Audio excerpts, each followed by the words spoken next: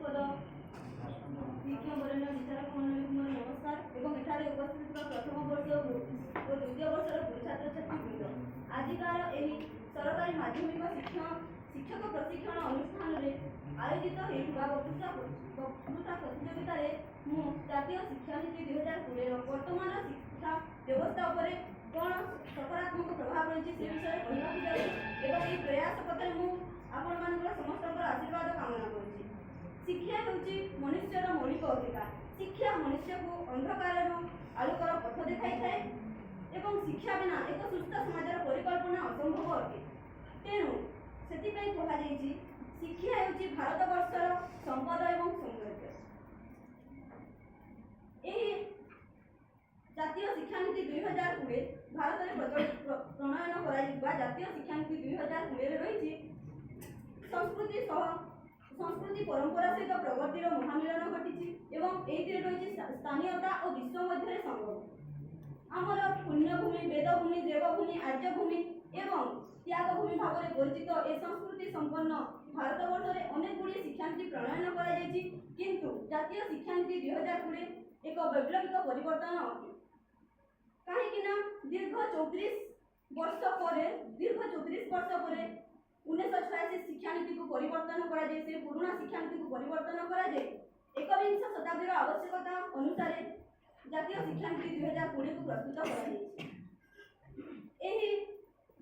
जातीय शिक्षानीति 2020 मुख्य विशेषता होती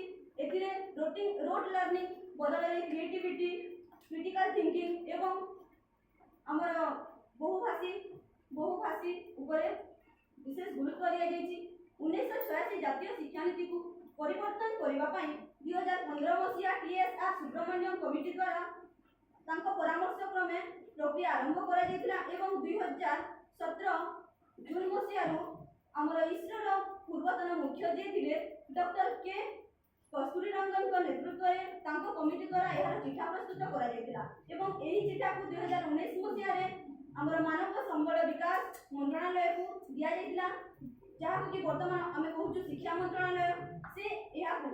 सार्वजनीन समस्त सार्वजनीन मत पाइबा उन्मोचन करते परिशेष में 2020 मसीहा जुलाई मास 29 तारीख दिन यह शिक्षानीति को से अपलोड करते।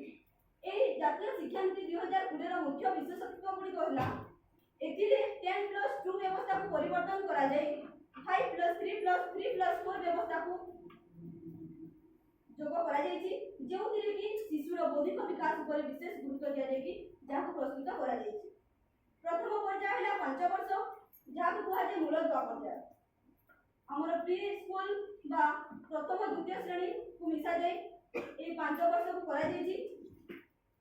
पिला खेलवा माध्यम शिक्षा दिया व्यवस्था कर द्वितीय पर्याय है प्रस्तुति पर्याय जो तृतीय और पंचम श्रेणी अंतर्भुक्त होती शिक्षार्थी मैंने पाठ्यपुस्तक भित्तिक शिक्षा आरंभ करेंगे और तृतीय पर्याय हूँ मध्यवर्ती पर्याय जो शिक्षार्थी मैंने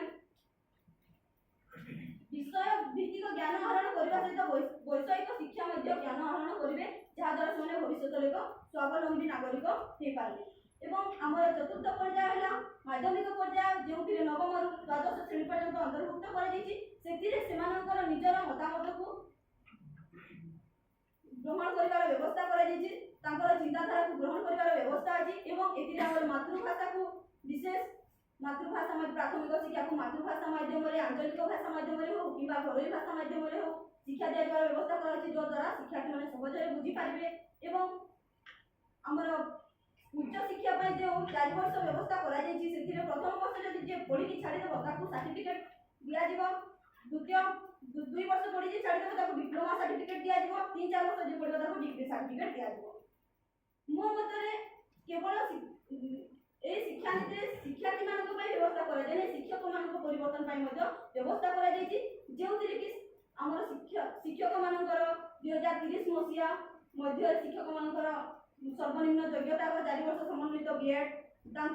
टेक्नोलोजी व्यवहार विषय तालीम दिज्व जमीती कि ए शिक्षानीति को सफल रूपे साकार कर मो मत जातीय शिक्षानीति 2020 केवल शिक्षानीति नुहे यह भारत एक नूतन सूर्योदय एवं भारत को एक ज्ञान भित्तिक समाज ଏକ ଯୁଗାନ୍ତକାରୀ ପଦକ୍ଷେପ। ଏହି ପଦକ୍ଷେପ ସେତେବେଳେ ସଫଳ ହୋଇପାରିବ ଯେତେବେଳେ ଏହି ଶିକ୍ଷାନୀତି ସମ୍ପୂର୍ଣ୍ଣ ଭାବରେ ଏବଂ ଫଳପ୍ରଦ ଭାବରେ ଲାଗୁ ହୋଇପାରିବ। ସେଥିପାଇଁ ପରିଶେଷରେ ମୁଁ ସମସ୍ତଙ୍କୁ ଏହି ଆହ୍ୱାନ କରୁଛି, ଚାଲ ଆମେ ସମସ୍ତେ ମିଶି